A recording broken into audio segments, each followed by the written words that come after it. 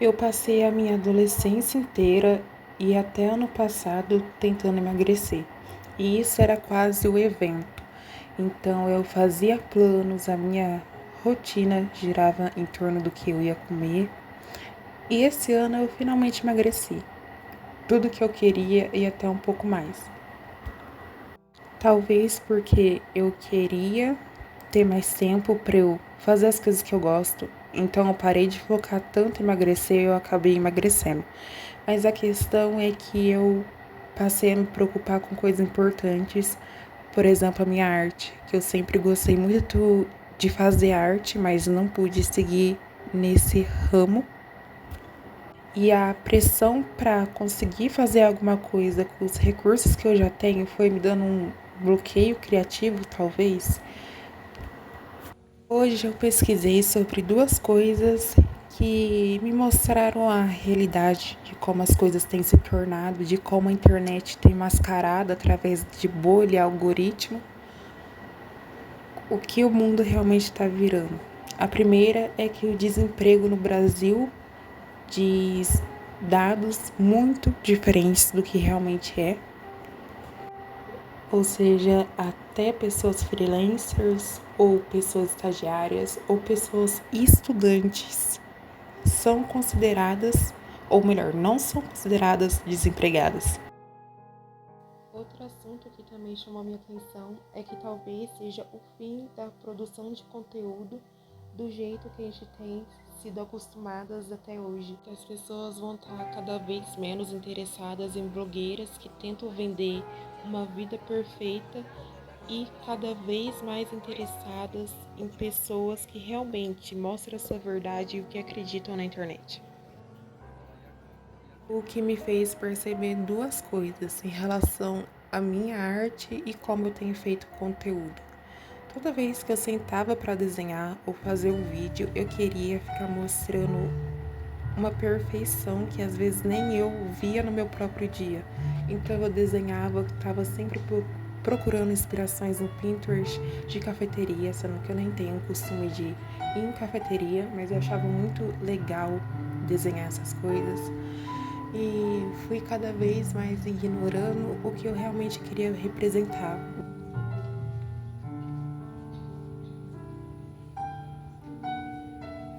E eu vejo que a Aline de antes tinha muito mais isso de saber exatamente por que ela queria fazer arte e que esse motivo ia muito além do dinheiro.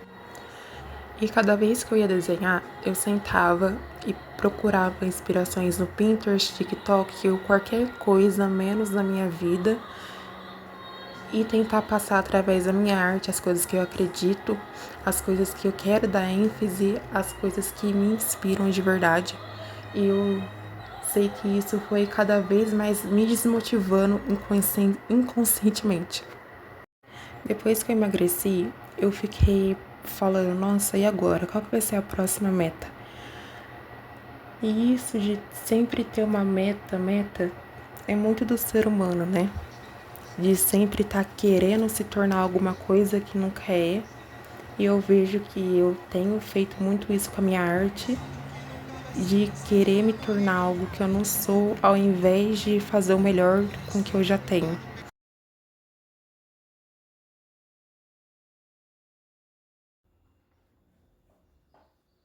E nisso eu ficava sempre indo de ideia para ideia.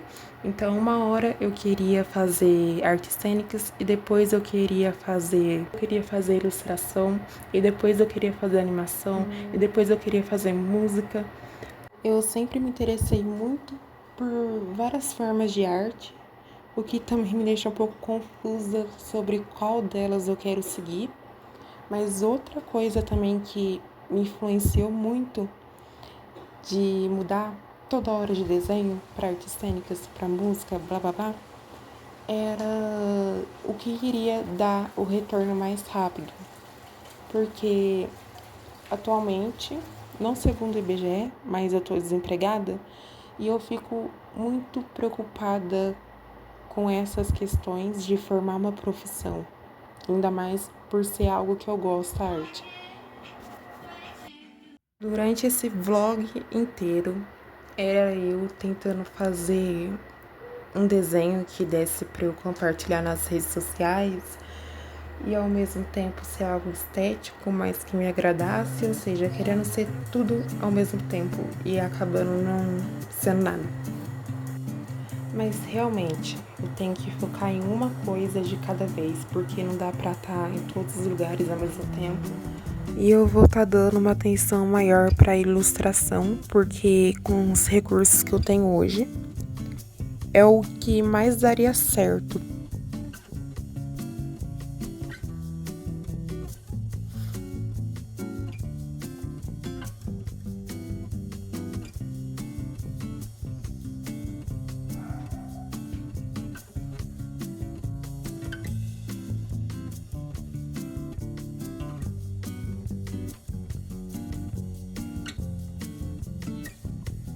Aqui nesse vídeo dá pra ver melhor como vai ser meu processo de ilustração daqui pra frente.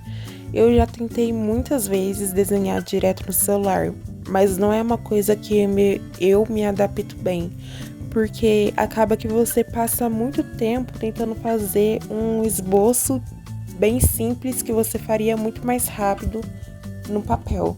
Então o que eu tenho feito é fazer primeiro o esboço no papel, tirar uma foto e só extrair a linha. E esse método é muito bom, por causa que você pode só pintar e não fazer o esboço de novo. Eu não gosto de focar muito tempo na pintura, a não ser que seja no próprio papel com giz pastel, mas no digital, quando que eu foco muito na pintura, acaba que eu passo 3 horas, 4 horas. Já teve desenho que eu fiquei 7 horas, mas isso foi mais no início. Esse desenho, eu passei 1 hora nele, no digital, no papel.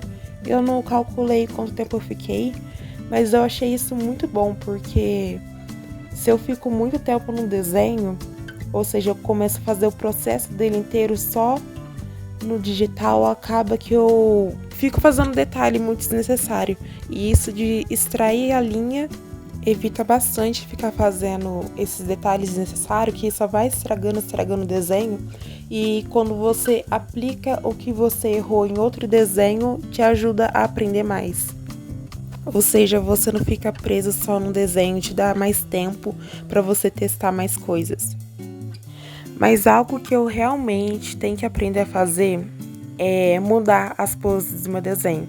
Aí eu desenhei a Nathalie Neri e eu tô muito acostumada a desenhar sempre nessa pose 3/4 e acaba criando esse vício de desenho de todos sair do mesmo jeito.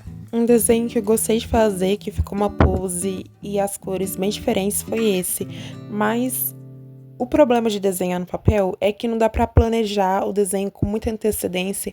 E, por exemplo, esse tá parado até hoje. Eu não gostei das cores, parece que ficou tudo muito estranho não planejado.